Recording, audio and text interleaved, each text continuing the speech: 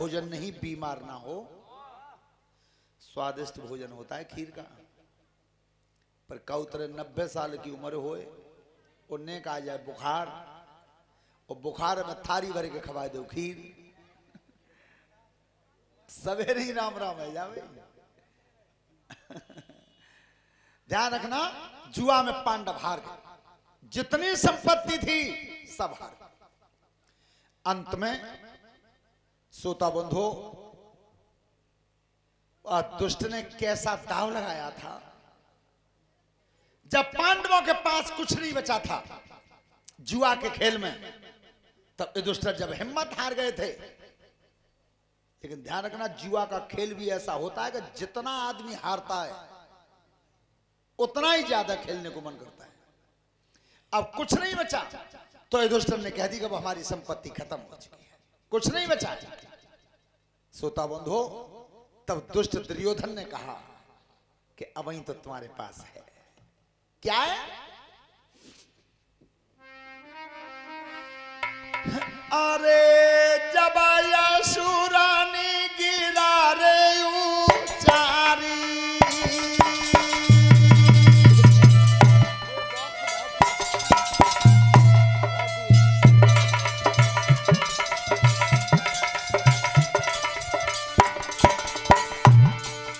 अरे जब यशुरानी गिरा रे उचारी,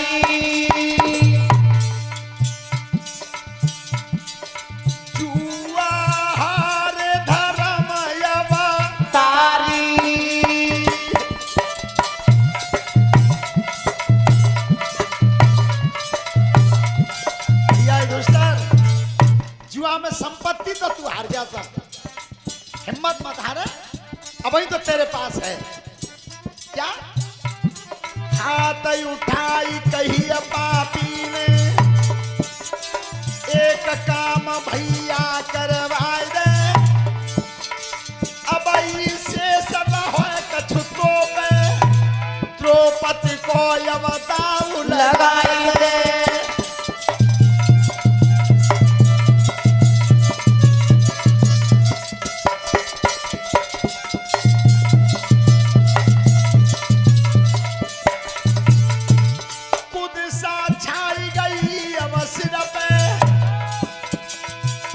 सोचन मन में करो विचारी, अरे पासे शकुनी ने फेंके, ताई पे धरी दैया द्रौपदी कुमारी।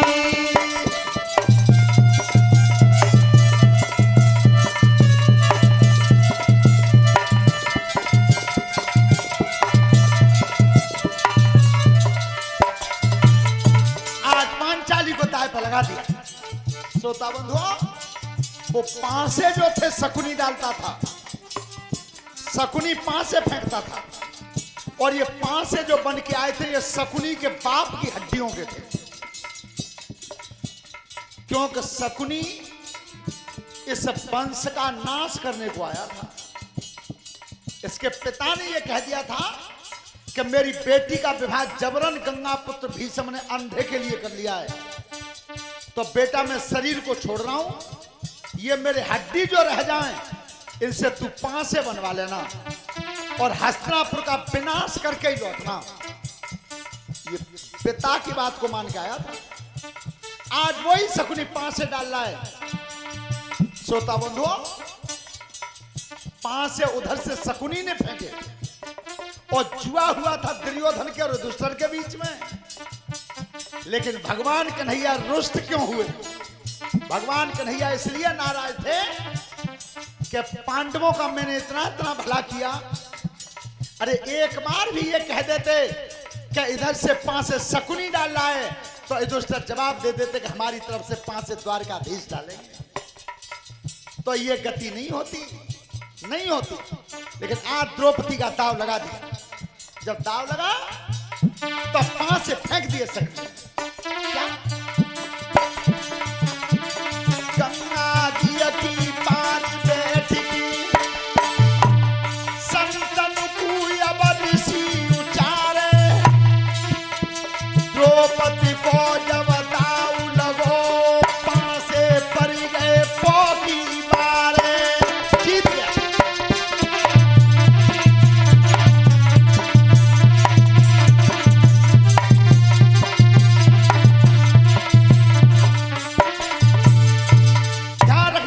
द्रौपदी को हार गए थे,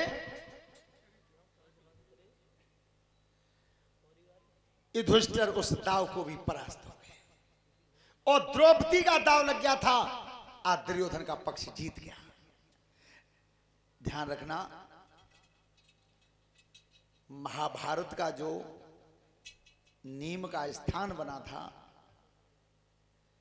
वो आज दुर्योधन ने द्रौपदी का दाव लगवाया क्यों?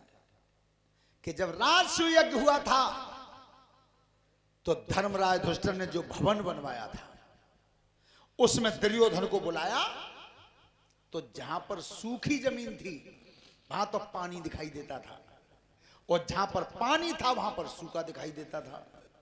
सो सूखी जमीन जान के दुर्योधन एक बार पानी में गिर गया।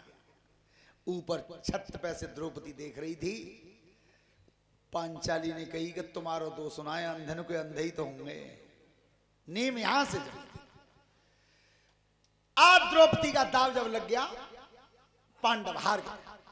श्रोता बंधुओं, उस समय दुर्योधन ने कहा है कि अब ये द्रौपदी हमारी दासी बन चुकी है और ये पांचों भैया हमारे दास बन चुके हैं, तो दुशासन तू खड़ा हो जा। हुक्म क्या दिया है?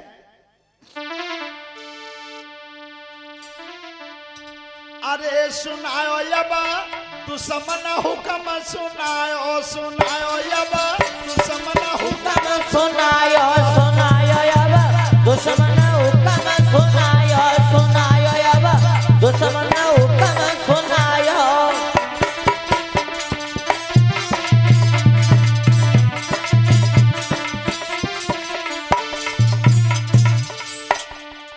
दुर्योधन नहीं समय करिए, गुरुदेव अरे समय करिए तू शासन पास बुलायो सब। हुक्म, सुनायो अब। अरे दुर्योधन ने समय करी है तू शासनी बुलवायो अब। दुष्टनी हुक्म, सुनायो अब।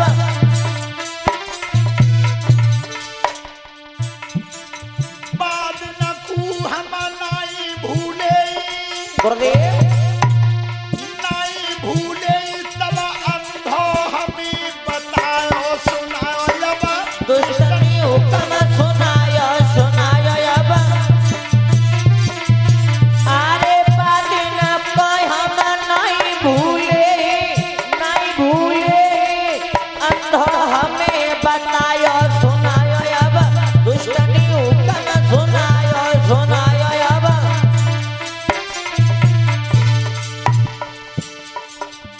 अलादीनपुर की धरती में, गुरुदेव अरे धरती में जी पप्पू ने गाय सुनायो अब।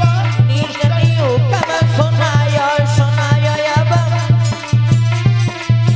अरे अलादीनपुर की धरती पे, अरे धरती पे गुरुजी ने गाई सुनायो अब।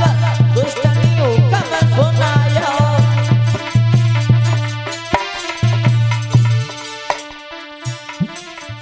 प्रधान जी अब चढ़ के आए, गुरुदेव अरे चढ़ के आए और हार गले में पहनायो सुनायो अब।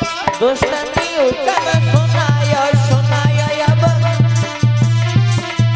अरे प्रधान जी अब चढ़ के आए हार गले पहनायो अब। नीचनी हुक्म, सुनायो अब। इसी बीच में पप्पू यादव प्रधान जी ने 500 रुपए की हारमाला से हमें सम्मानित किया है और 100 रुपए की हारमाला से हमें सभी शास्त्री मंडल को सम्मानित किया है। परमात्मा सुख समृद्धि देता रहे, धर्म के काम पे आगे बढ़ाता रहे। श्रोता बंधुओं,